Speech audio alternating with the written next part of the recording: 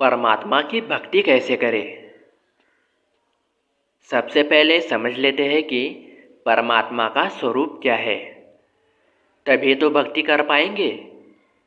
परमात्मा यानी परमात्मा, आत्मा की असल स्थिति ही परमात्मा है। अब समझने जैसा ये है कि आत्मा की दो स्थितियाँ कही जाती है, एक व्यवहार आत्मा और दूसरा शुद्ध आत्मा यानी परमात्मा। व्यवहार आत्मा जो प्रकृति और परम आत्मा के संयोग से उत्पन्न होता है।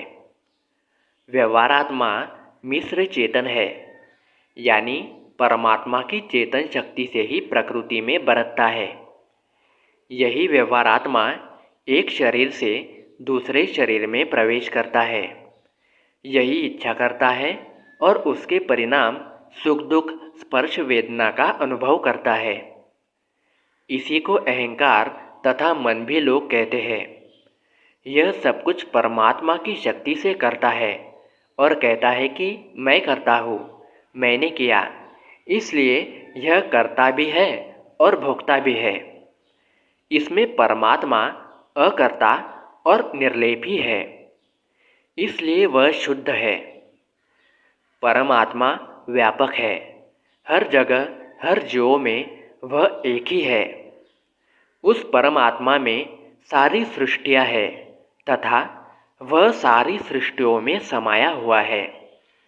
वही जीवन का अस्तित्व और वही जीवों की ऊर्जा शक्ति है। उसके बिना जीव सांस भी नहीं ले सकता और एहसास भी नहीं कर सकता। उसी परमात्मा शक्ति से जीव उत्पन्न होते हैं और उसी में लय होते हैं। परमात्मा की मात्र हाजिरी से ही सब कुछ उत्पन्न हुआ है, पर परमात्मा उसके कर्ता नहीं है।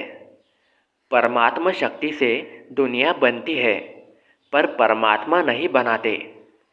जिस प्रकार चुंबक लोहे को प्रयत्न करके नहीं खींचता, चुंबक में एक विलक्षण शक्ति है जिसकी वजह से लोहा अपने आप खींच जाता है, इसलिए चुंबक करता नहीं है।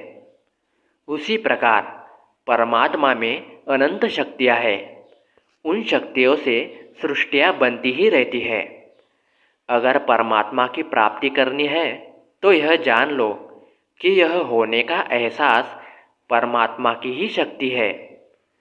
सांस लेना उसी की शक्ति से है, आँखों में देखने की शक्ति, कानों में सुनने की शक्ति, जिह्वा में स्वाद का एहसास, त्वचा के स्पर्श का एहसास, सुख दुख तृष्णा वेदना का एहसास, सब कुछ परमात्मा की शक्ति से ही होता है।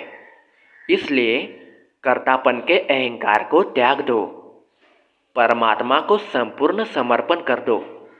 हमें उसी परमात्मा में एक रूप होना है। वही अस्तित्व है, वही वास्तविकता है।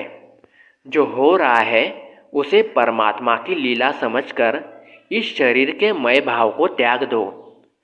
साक्षी भाव में रहकर परमात्मा की लीलाओं का आस्वादन करो।